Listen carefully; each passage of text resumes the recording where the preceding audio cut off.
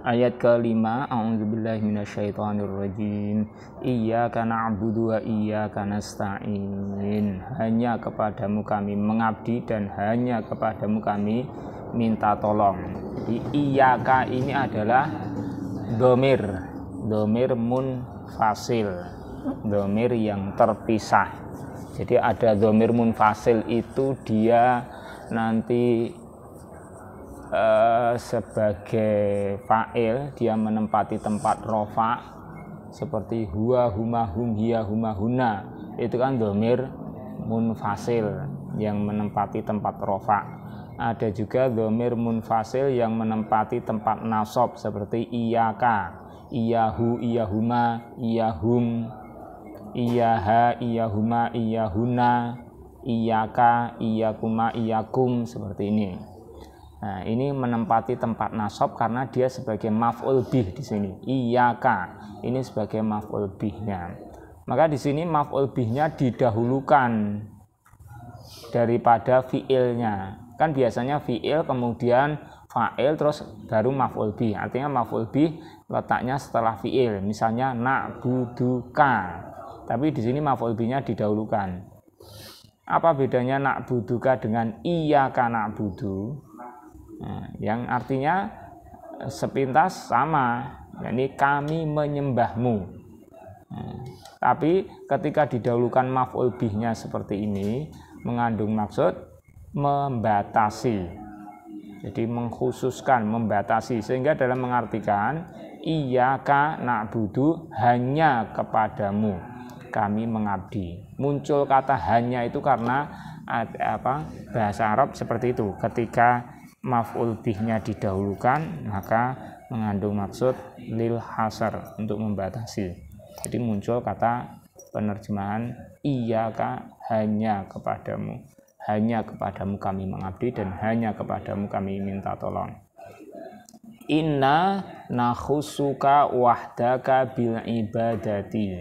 Sesungguhnya kami mengkhususkan ibadah kepadamu semata.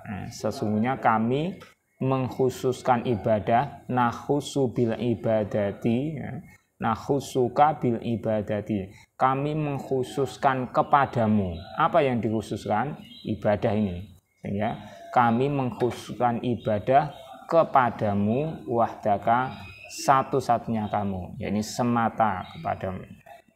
Wa nasta'inu bika wahdaka, dan kami minta tolong denganmu, kami minta tolong kepadamu, wahdaka, semata kamu, fi jami'i umurina, dalam seluruh urusan-urusan kami. Fal amru kulluhu biyadika, maka urusan semuanya itu berada di tanganmu. La yamliku minhu ahadun mithqala dzarratin, tidak menguasai darinya seorang pun, tidak ada satu orang pun menguasai darinya mithqala dzarratin, seberat dzarrah. Wa fi hadhil ayati, dan di dalam ayat ini dalilun, ada hal yang menunjukkan ala annal abda, atas bahwasanya seorang hamba la yajuzu lahu an yasrifa syai'an min anwa'il ibadati, tidak boleh baginya memalingkan atau mengarahkan sesuatu pun dari macam-macam ibadah. Macam-macam ibadah itu kadu'ai, seperti doa, wal istighotsati, dan permintaan tolong, wadzabhi, dan menyembelih, wa tawafi, dan juga tawaf, illa lillahi wahdah, kecuali kepada Allah semata. Wa fiha syifa'ul qulubi, dan di dalam ayat ini ada penyembuh bagi hati-hati, min da'it ta'alluqi bi ghairillahi, dari penyakit bergantung kepada selain Allah.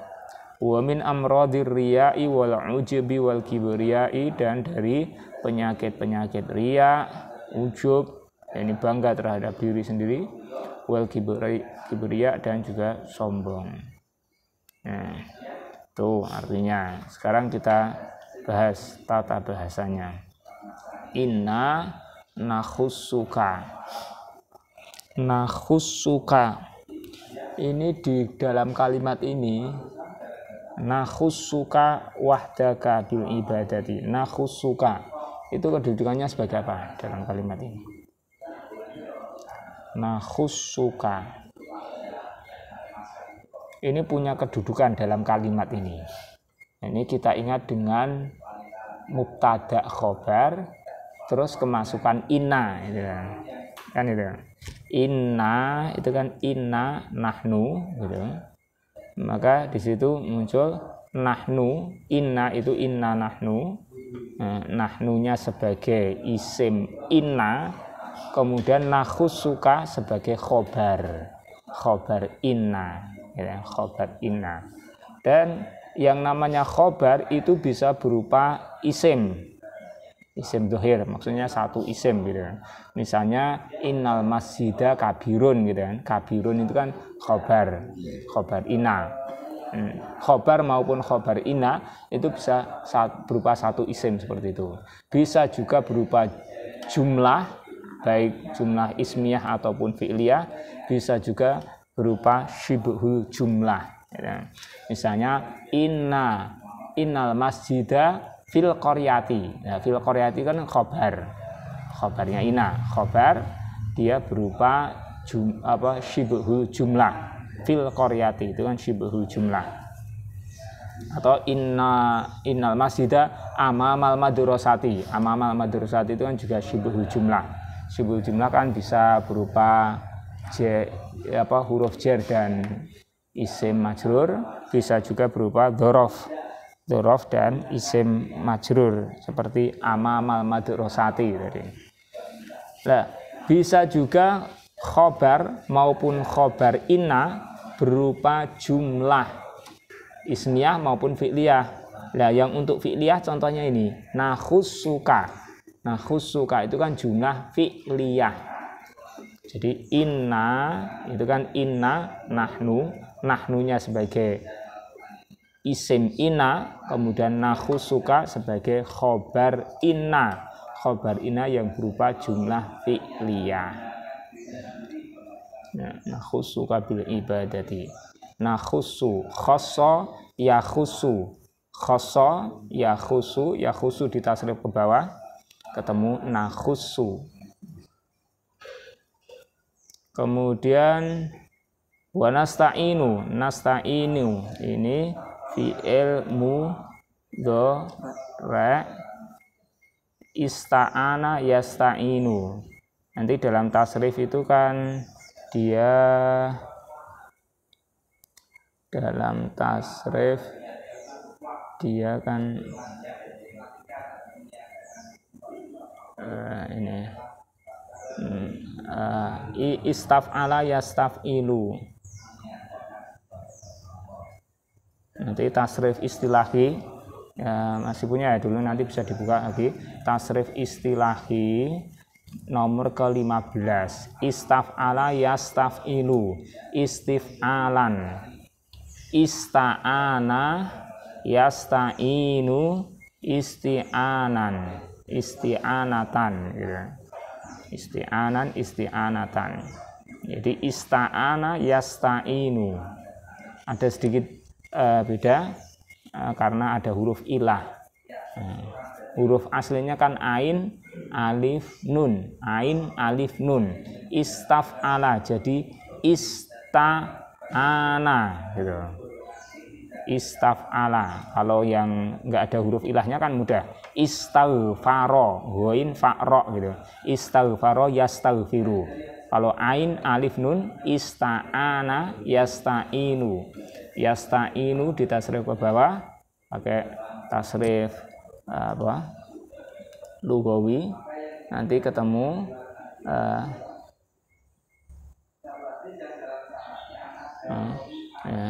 yasta'inu, yaf'ulu yaf'ulani yaf'uluna, itu kan yasta'inu yasta'inani yasta'inuna. Kemudian nanti asta'inu nasta'inu, asta'inu nasta'inu ya.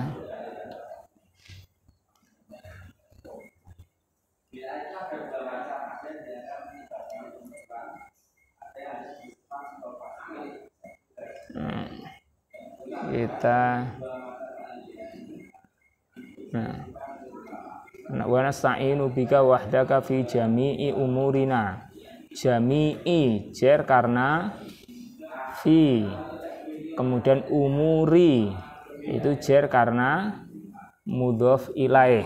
Ya, jadi susunan idhofah itu sering sekali kita jumpai, mudhof dan mudhof ilaih, sehingga kalau kita nggak paham dengan susunan idhofah itu kan nanti banyak hal, sering kita temui hal yang agak belum kita pahami gitu. Jadi mudhof dan mudhof ilaih susunan dari dua isim. Isim pertama disebut mudhof, isim kedua mudhof ilaih. Ketentuannya adalah mudhof tidak boleh pakai tanwin, tidak boleh pakai al maupun tanwin, mudhof. Kemudian mudhof ilaih itu boleh pakai al, boleh pakai tanwin, bisa pakai al, bisa pakai tanwin. Kemudian yang mudhof itu i'rabnya sesuai dengan statusnya dalam kalimat, kedudukannya dalam kalimat. Kalau dia sebagai fa'il misalnya, maka dibaca rofa, sebagai maf'ul bih dibaca nasab, misalnya seperti itu. Kemudian kalau yang mudhof ilaih itu selalu majrur, selalu dibaca jer. Jadi yang berubah-ubah rofa, nasab, jer itu pada mudhofnya. Kemudian yang mudhof ilaihnya selalu jer. Jami'u umuri, jami'a umuri, jami'i umuri. Karena di sini ada fi maka jami'i. Kemudian umuri, umurina. Nah, umuri di sini, umurina di sini masih susunan mudhof ilaih juga. Umuri mudhof, na mudhof ilaih. Maka berlaku ketentuan tadi, umuri karena dia sebagai mudhof maka tidak boleh pakai tanwin. Dan dia bisa rofa, nasab, jer tergantung kedudukannya dalam kalimat. Karena di sini sebagai mudhof ilaih bagi jami'i maka dibaca jer, umuri. Kemudian mudhof ilaihnya umuri ini adalah na. Nah, kan apa? Nah, ini domir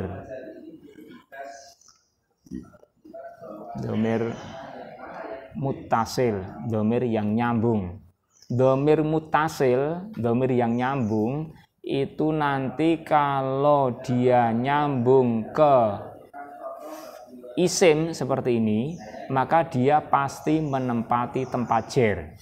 Saya ulang ya, domir muttasil seperti na, hu, hum, ka, ki, kum. Nah, ini kalau nyambung ke isim maka dia pasti menempati tempat jer karena dia sebagai mudhof ilaih, mudhof ilaih bagi isim sebelumnya.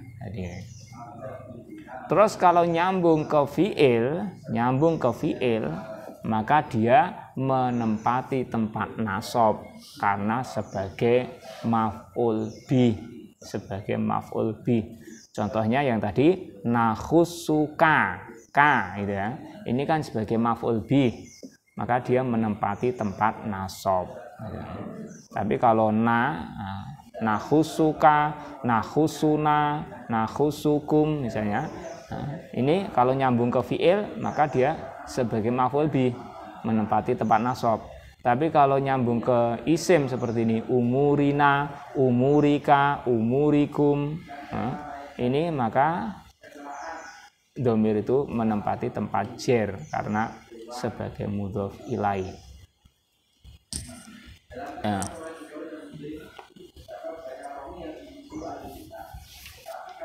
Berikutnya fal amru, al amru dengan al umur. Al amru itu mufrad, al umur jamak, jamak taksir, jamak taksir. Al amru itu nanti artinya bisa perintah, bisa juga perkara. Perkara itu sama dengan urusan.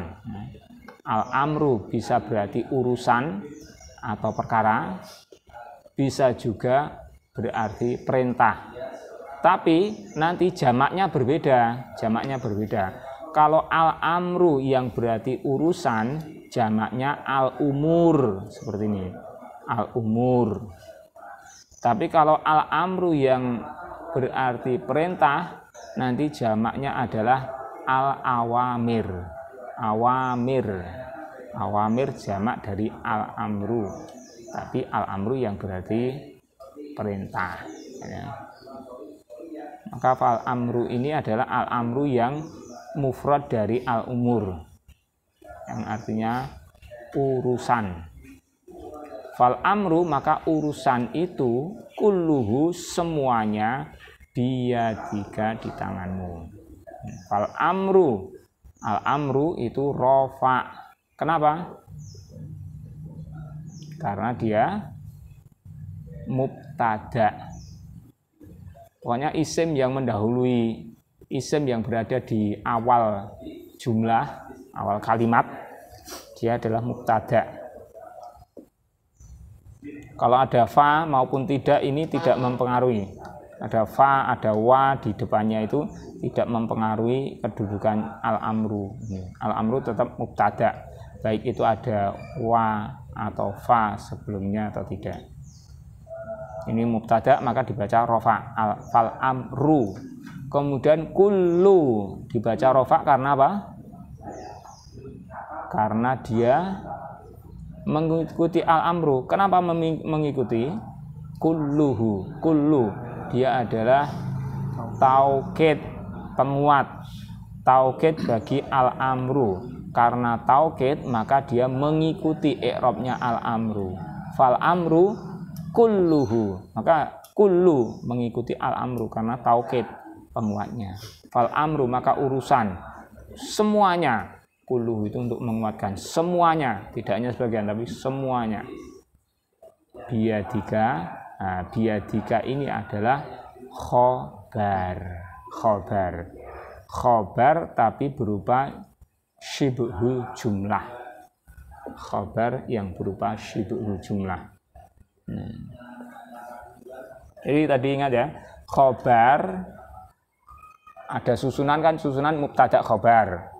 Kemudian ada isim ina, kemudian khobar ina, isim kana, khobar kana, gitu. Kan sama saja. Khobar, baik khobar ina maupun khobar kana, itu bisa berupa isim, bisa berupa syibhul jumlah, bisa berupa jumlah fi'liyah maupun ismiyah.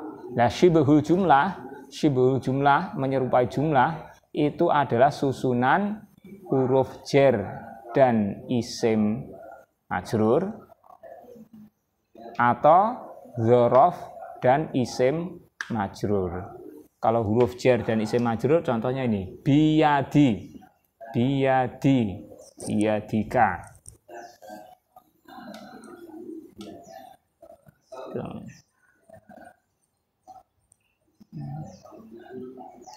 Biyadi, yadi dijerkan karena bi, nggak boleh pakai tanwin. Yadin nggak boleh pakai tanwin karena dia selain karena yadi ini menjadi mudhof, dia mudhof ke k, gitu. K ini adalah mudhof ilaih. Jadi tadi ya, seperti umurina, yadika, pokoknya dhamir muttasil yang nyambung ke isim, dia sebagai mudhof ilaih, maka menempati tempat jar, yadika, k.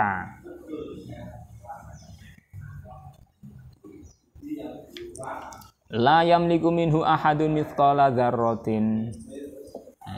Yamliku ini fi'il mudhari'. Kemudian ahadun, ada fi'il, mesti ada fa'il. Kalau nggak ada fa'il, maka ada naibul fa'il. Yamliku ini fa'ilnya adalah ahadun. Ahadun ini fa'il. bagi fi'il yamliku. Kemudian mithqala ini maf'ul bih ya.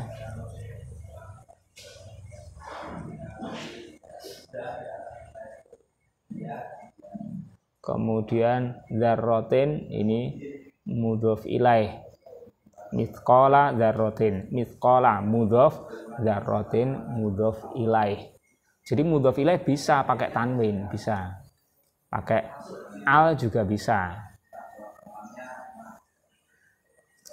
Kitabu ustadzin atau kitabul ustadzi. Jadi kalau mudhof ilaih bisa pakai al, bisa pakai tanwin. Terus wa fi hadhil ayati dalilun. Ini adalah susunan mubtada khobar yang dibalik. Fi hadhil ayati. Ini adalah khobar, tapi khobar yang didahulukan. Kemudian dalilun ini mubtada yang diakhirkan. Nah, kembali tadi kita ingat mubtada khobar. Lah khobar kan bisa berupa syibhul jumlah. Lah khobar yang berupa syibhul jumlah itu bisa dibalik susunannya. Khobarnya ditempatkan di awal, didahulukan khobarnya. Jadi khobar yang berupa syibhul jumlah fi hadhil ayati, ini kan syibhul jumlah. Nah, khobar yang berupa syibhul jumlah, susunan huruf jar dan isim majrur, atau nanti bisa juga dzaraf dan isim majrur, ini bisa didahulukan, mendahului mubtada'nya. Ad-dalilu fi hadhil ayati, atau fi hadhil ayati dalilun. Dalilun ala annal abda, al abda ini nasab karena ana,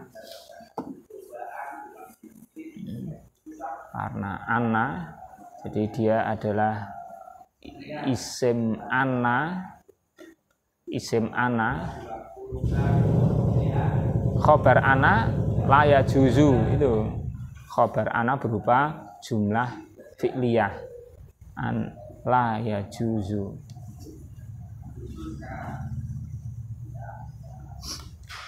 An yasrifa syai'an, yasrifa ini fi'il mudhari' yang dinasabkan karena an. Selain an yang menasabkan fi'il mudhari' apa? Lan, idzan, kai. An, lan, idzan, kai. Itu huruf-huruf yang menasabkan fi'il mudhari'. An yasrifa, lan yasrifa.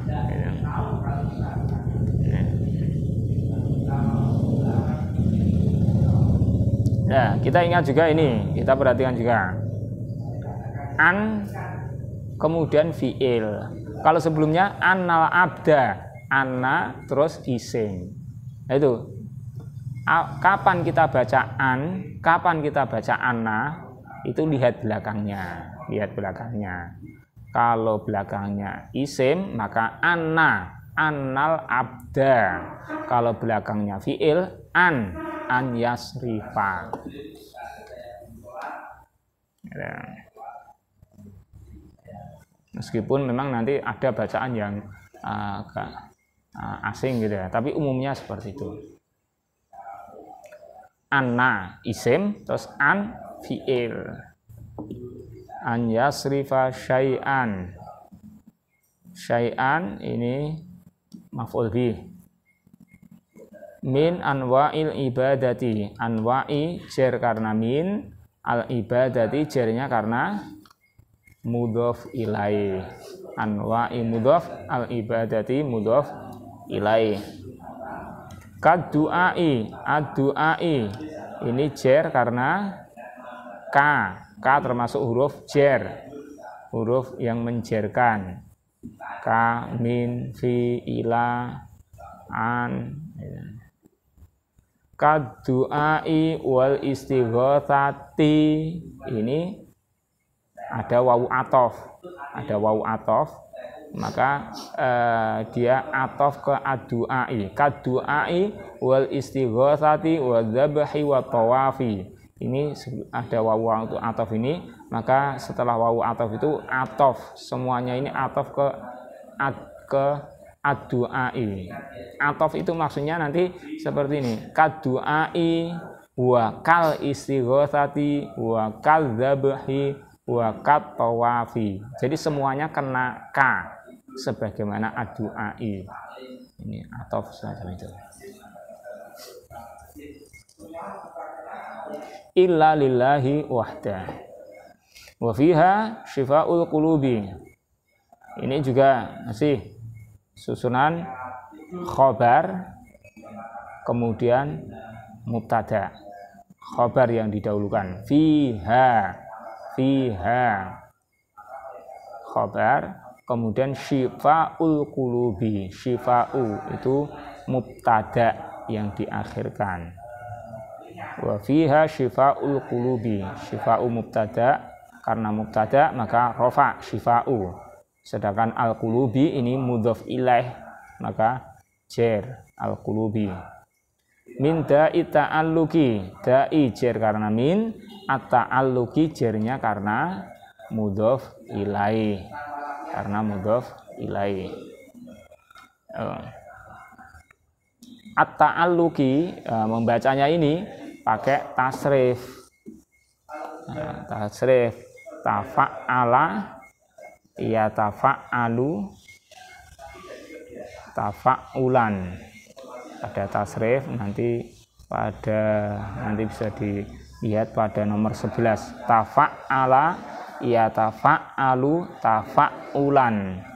Ta'allaqa ya ta'allaku ta'allukon. Di dalam tasrifnya itu ta'allukon. Nah, dalam tasrif sorof itu tidak membahas bagian akhirnya. Tidak membahas bagian akhirnya itu apakah dibaca rofa, nasab, jer untuk yang fi'il, yang isim. Yang isim itu apakah ta'allukun, ta'allukon, ta'allukin, rofa, nasab, jer, nggak dibahas. Pokoknya penting ta'allukon gitu ya. Tapi nanti kalau sudah masuk ke dalam kalimat atau jumlah, maka harus dibaca dengan memperhatikan statusnya, kedudukan kata tersebut dalam kalimat. Sehingga kalau dalam rumus tasrif itu ta'allukon, tafa'ulan, ta'allukon, itu kan dalam tasrifnya. Kalau dalam kalimatnya ya harus kita baca sesuai dengan statusnya. Begitu juga dengan fi'il ya. Fi'il yang disebutkan dalam tasrif itu ya tafa'ala ya tafa'alu, lu tafa'alu ya tafa'alu ya ta'allaku. Tapi nanti dalam kalimat itu bisa juga ya tafa'ala atau ya tafa'al, bisa nasab, bisa jazm. Jadi tadi ta'allu min da'it ta'alluki.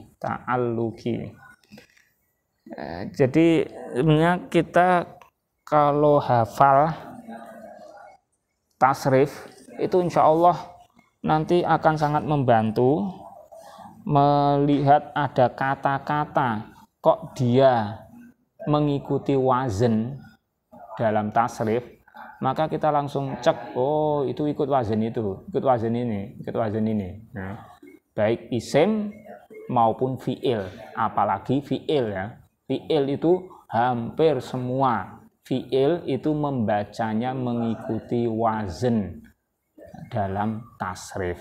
Kalau untuk isim itu memang sebagian gitu. Tapi kalau fi'il itu hampir semua mengikuti wazn. Nah, kalau yang isim ini contoh isim yang mengikuti wazn ini ta'alluki, al-istighotsati ini juga termasuk yang mengikuti wazn tasrif. Istaghotsa yastaghitsu istighotsatan, pakai tak marbutah semacam ini. Biasanya kalau ada huruf ilah itu ada terus jadi muncul tak marbutoh, seperti ista'ana yasta'inu isti'anatan, istaqoma yastaqimu istiqomatan, istighotsatan. Ini. Kemudian bi ghairillahi, ghairi jar karena di, jar dengan Allahi jar karena mudhof ilaih, mudhof ilaihnya ghairi. Jadi ghairi itu isim apa huruf? Ghairi. Ghairi itu termasuk huruf jar atau isim. Nah, ghairi itu bukan huruf jar. Bukan seperti fi, min, an, ala, bi, itu bukan. Ghairi itu isim. Isim ya, ghairi itu isim. Termasuk di sini kita bisa melihat tanda isim bi ghairi. Nah, ghairi ini kan tanda isimnya adalah didahului oleh huruf jar bi, ya kan? Ghairi. Termasuk nanti ada kata apa misalnya? Ma'a, inda, duna, ma'a. Ma'a itu bukan huruf jar, bukan. Meskipun setelahnya isimnya dijerkan, misalnya apa? Ma'allahi, ya, ma'allahi. Apa bedanya ma'allahi kemudian ilallahi? Bedanya apa? Allahi, jernya Allahi itu bedanya dalam ma'allahi dan ilallahi itu beda.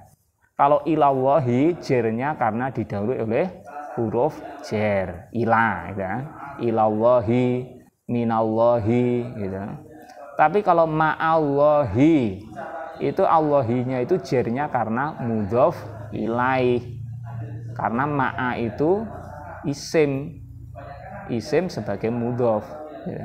Ghairi juga gitu, ghairillahi, allahi itu jarnya karena dia mudhof ilaih, yang mudhofnya adalah ghairi. Jadi ghairi ma'a itu bukan huruf jar, tapi dia isim.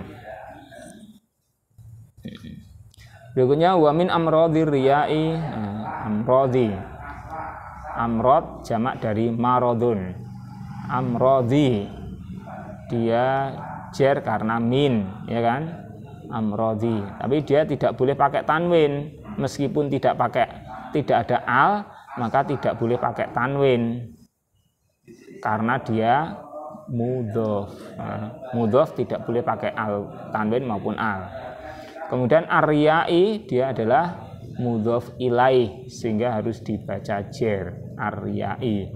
Wal ujbi ini atof, ada wawu, wawunya itu wawu atof. Al ujbi atof ke aryai. Al kibriyai itu juga atof ke aryai. Ya. Atof itu artinya al ujbi atof ke arya itu dia sama-sama kena amrod itu.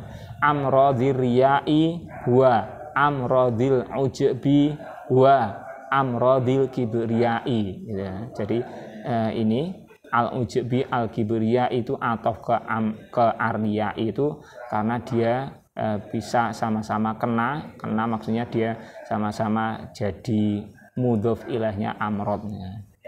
Penyakit-penyakit riya, penyakit-penyakit ujub, penyakit sombong gitu. Ada pertanyaan? Oke. Yang bighairillahi kan isim. Nah, isimnya namanya isim apa? Isim. Kan kalau menurut artinya kan seakan-akan itu kayak huruf gitu loh. Ghairi. Kayak penidaan gitu loh. Dia masuk isim apa ya? Dia bukan isim dhamir, itu bukan isim dhamir, bukan isim mausul, isim isyarah, bukan. Kan itu kan ada isim-isim yang baku, isim-isim yang baku. Isim istisna. Kan huruf istisna ada. Ya itu termasuk adawatul istisna, alat-alat untuk mengecualikan gitu. Selain ghairi ada ila gitu. Ila Tapi ilah itu kan bukan isim. Ilah maksudnya huruf. Artinya ya dia istisna itu alat gitu, bukan isim. Kalau isim istisna ada istilah yang ghairi ma'a tadi itu kan sebangsa gini isim tapi bukan huruf. Ghairi saya tidak tahu dia masuk jenis kumpulan dari isim apa gitu, tidak tahu. Tapi kalau yang ma'a inda itu dia termasuk dzaraf, isim dzaraf apa itu namanya, dzaraf makan gitu, dzaraf makan. Jadi inda ma'a itu termasuk dzaraf, isim dzaraf.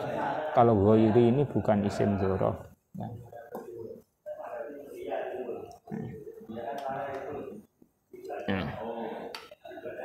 Ada lagi?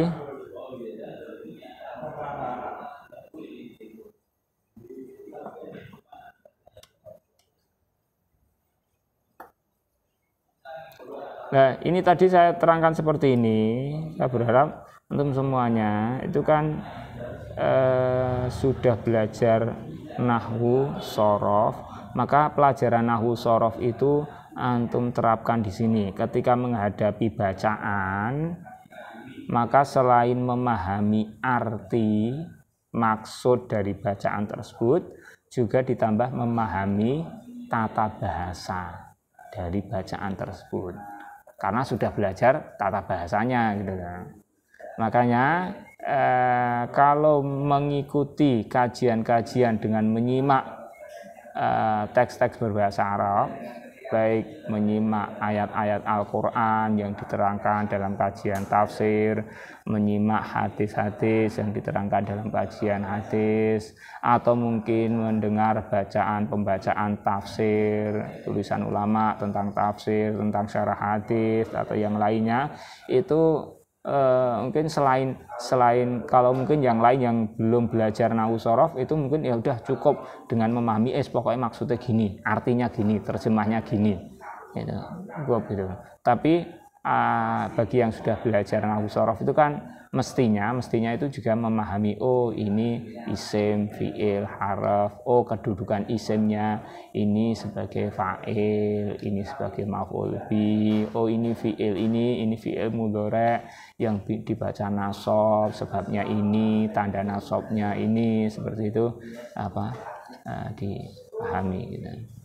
Nah, kita bisa memahami dari tulisan-tulisan yang sudah ada harokatnya. Ini kenapa kita munculkan pertanyaan gitu loh. Kalau kita menghadapi yang sudah ada harokatnya, ayat Al-Quran, mushaf itu kan sudah ada harokatnya. Hadis, kita mungkin baca kitab Riyadhus Shalihin sudah ada harokatnya. Nah, kalau sudah ada harokatnya seperti itu, kita mestinya memunculkan pertanyaan, kenapa kok diharokati begini? Kenapa kok diharokati begini? Gitu. Kalau harokat bagian akhirnya kan hubungannya dengan nahwu. Nahwu itu artinya kedudukan kata dalam kalimat, itu bagaimana. Kalau harokat selain bagian akhir, artinya sebelum bagian akhir, itu nanti kan urusannya dengan shorof atau dengan mufrodat. Artinya kita membacanya dengan modal wazan-wazan, rumus-rumus, pola-pola dalam tasrif itu, atau buka kamus kalau belum hafal ya, seperti itu. Maka nanti akhirnya kalau sudah terbiasa gitu, kita dihadapkan dengan tulisan yang tanpa harokat semacam ini, insya Allah akan lebih mudah memahaminya gitu. Dan kita harus siap menghadapi tulisan tanpa harokat. Kalau memang kita mau belajar mengikuti penjelasan dari para ulama dalam berbagai bidang tafsir, hadis dan lain sebagainya, baik ulama sekarang maupun ulama dulu, itu ya keterangannya itu dituliskan dengan bahasa Arab, dan kitab-kitab yang beredar baik dalam versi cetakan buku maupun yang ada di software komputer Android itu ya tanpa harokat gitu, tanpa harokat. Dan itu kita bisa tetap memahaminya dengan seperti ini tadi. Tuh.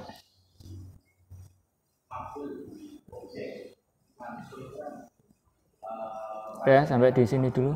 Kan ganti pelajaran bukunya. Ya, sudah. Aku luka lihada astaghfirullah li wa lakum alhamdulillahi rabbil alamin.